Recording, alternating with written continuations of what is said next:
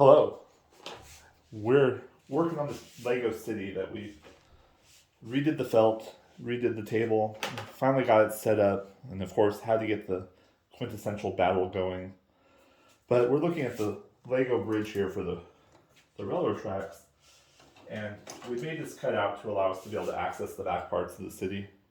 But the bridge itself, trying to get to line up just right so it doesn't overlap. We're trying to add an extra road here. So just looking at how to use track. So why not make a video going over some of the troubleshooting that we've seen, because I'm sure others who try and use railroad track have had the same kind of problems we've had with just trying to get them to line up and get the spacing right. And so our original track had gone out and gone wide, completely down the middle of the wood. But this new design, I'm trying to get the track to cut the corner tighter so that we can preserve more of the road.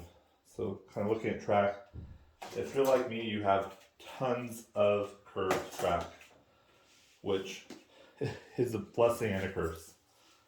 So as we look at it, decided to try and bring the curve tighter. Before, like I said, we had a straight bridge going across, and we still want to be somewhat straight, but trying to get more of an angle, kind of going against the Lego rule of square corners everywhere you go.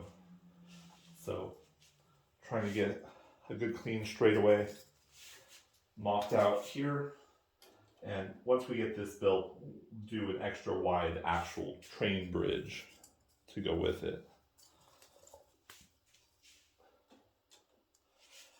And move all the curve pieces that were kind of helping adjust the line here to catch the curve. And we'll kind of front load them off to one side. One of the concerns with curved railroad track pieces, when you're dealing with the flexi track, is that you have to slow the trains way down if you put too many of these in a row. Where one or two, usually the train will bounce right through it. So we'll try to spread out the curves to make up for little slops throughout the course. And so just standard work stuff, making the track snap together.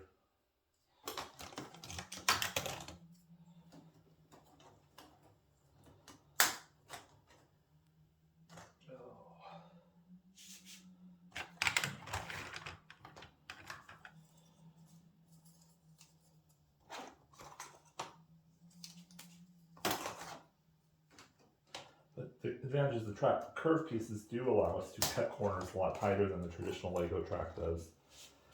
But here the concern we're having is the bridge itself, we need to move this curve further down. So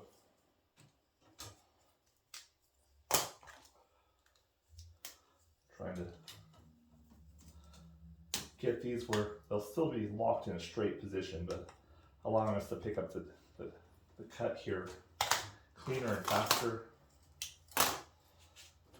The goal is to try and keep the train track, if I have to put along the road, basically to line it up to only catch the sidewalk portion.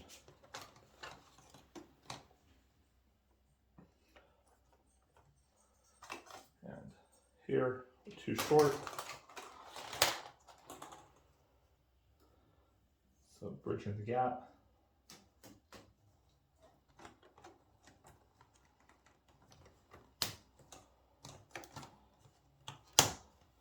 So now we have a train bridge that will go kind of cut the angle across and through. And before we run it motorized, we'll just drive the train across it to see how it flows.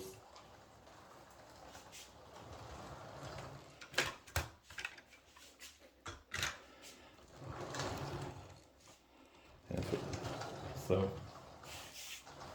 pretty clean. Again, an easy fix if you look at it, but making sure you utilize kind of a mix and match of the flexible pieces with straights and curves in order to get the connected dots. And then remember that every train needs 2 studs minimum on the outsides of each track. So anywhere you get a tight corner or a tight connection, it will allow you to make sure you meet the line. So that as you follow the track this way, we have our train station kind of under construction here. But right here, We added this shelf in a previous video, is showing that the gap here is far enough that you can still drive the train comfortably in and out. Of course, maintaining a Lego room with small kids, the trains get beat up and really kind of abused. So when you look at it, making sure that there's plenty of space here for the train to go through. But that's just a quick video overview of trains and tracks. I hope you enjoyed and have a great day.